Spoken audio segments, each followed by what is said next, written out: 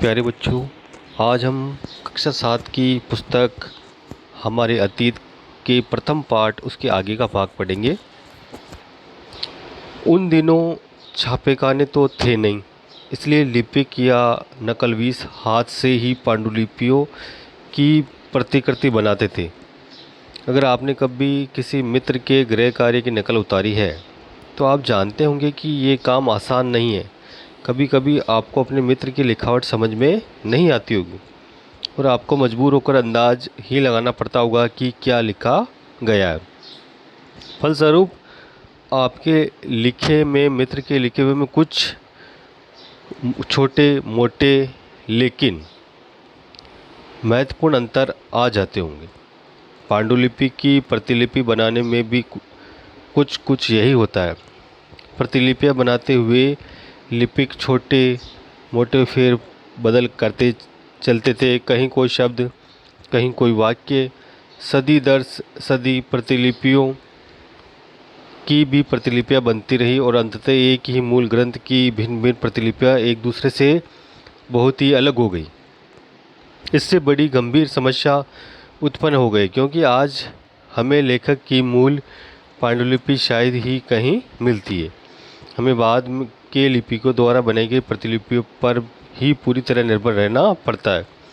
इसलिए इस बात का अंदाज़ा लगाने के लिए मूलतः लेखक ने क्या लिखा था, इतिहासकारों को एक ही ग्रंथ की विभिन्न प्रतिलिपियों का अध्ययन करना पड़ता है।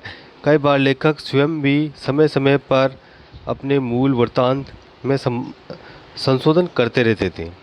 14वीं शताब्दी के इतिहासकार जियाउद्दीन बर्नी ने अपना वृत्तांत पहली बार 1356 ईस्वी में और दूसरी बार उसके 2 वर्ष बाद लिखा था।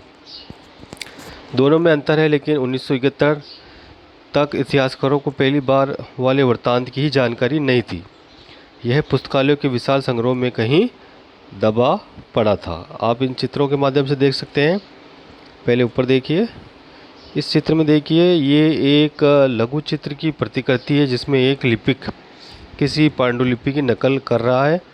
इस चित्र का आकार सिर्फ 10.5 सेंटीमीटर अथवा 1 सेंटीमीटर। इस छोटे आकार के कारण इसे लघु चित्र या मिनीचेयर कहा जाता है। कभी कभी इन लघु चित्रों का प्रयोग लेख में आई पांडुलिपियों को स्पष्टता प्रदान करने के लिए किया जाता था। ये इतने सुंदर होते थे कि आगे चलकर संग्रहकर्ता अक्सर इन चित्रों को पांडुलिपियों से अलग करके बेचने लगे थे। दूसरा चित्र देखिए, लिखावट की भिन्न प्रकार की शैलियों के कारण फारसी और अरबी पढ़ने में कठिनाई हो सकती है। नस्तलीक लिपि बाईं ओर से में वर्ण जोड़कर धारा प्रवाह रूप में लिखे जाते हैं। फारसी अरबी के जानकारों के लिए इस लिपि को पढ़ना आसान होता है। शिकस्त लिपि दाईं ओर अधिक सघन, संक्षिप्त और कठिन है। अब आगे पढ़ते हैं। नए सामाजिक और राजनीतिक समूह। सन 1700 और 1750 के बीच के हजारों वर्षों का अध्ययन इतिहासकारों के आगे भारी चुनौती रखता है।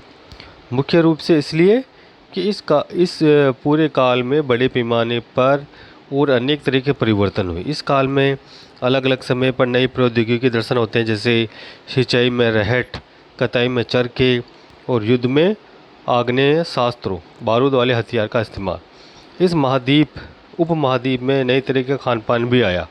आलू, मक्का, मिर्च, चाय और कॉफ़ी।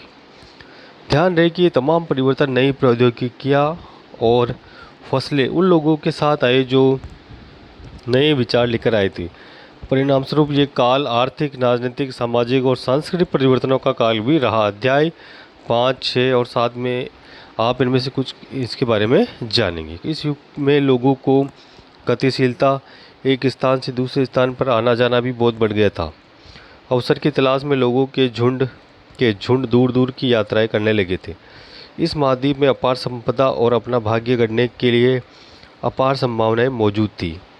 इस काल में जिन समुदायों का महत्व बढ़ा उनमें से एक समुदाय था राजपूत, जिसका नाम राजपुत्र अर्थात राजा का पुत्र से निकला है।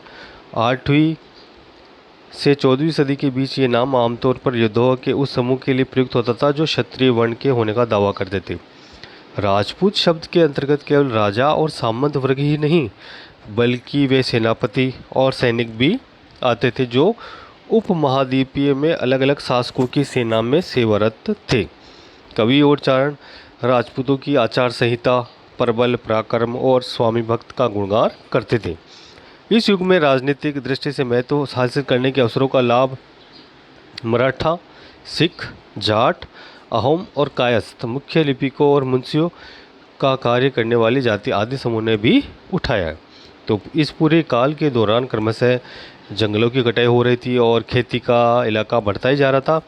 कुछ क्षेत्रों में परिवर्तन अन्य क्षेत्रों की अपेक्षा अधिक तेजी से और पूरे तौर पर हुआ। पर्यावास में परिवर्तन के कारण कई वनवासियों को मजबूर होकर अपने स्थान छोड़ना पड़ा। कुछ और वनवासी ज़मीन की जुताई करने लगे और कृषक बन गए, यानी किसान बन गए।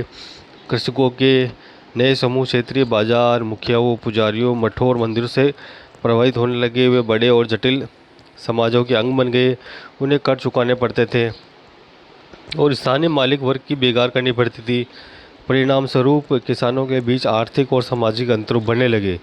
कुछ के पास ज़्यादा उपजाऊ ज़मीन होती थी तो कुछ लोग मवेशी भी पालते थे और कुछ लोग खेती के में से खाली समय में दस्तकारी आदि का कुछ काम कर लेते थे।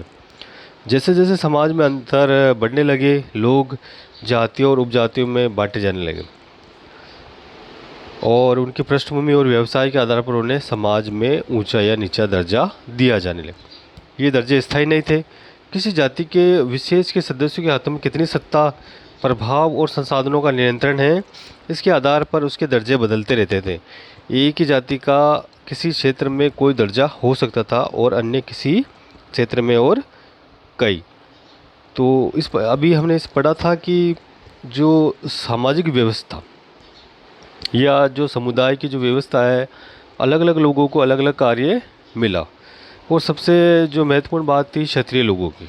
जो सबसे पहले जो एक वर्ण था क्षत्रिय, उसके बाद जो दूसरी जातियां थी जैसे जो लिपि का कार्य करने वाले या जो उनकी सहायक जातियां थी वो भी उन राजपूत शासकों से उनसे अपना लाभ उठाते थे।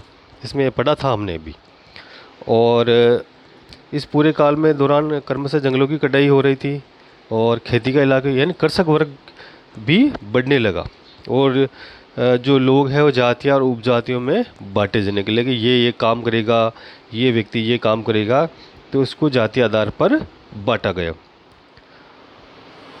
तो आज हम अपना पाठ यहीं समाप्त करते हैं। कल हम पढ़ेंगे क्षेत्र और साम्राज्य।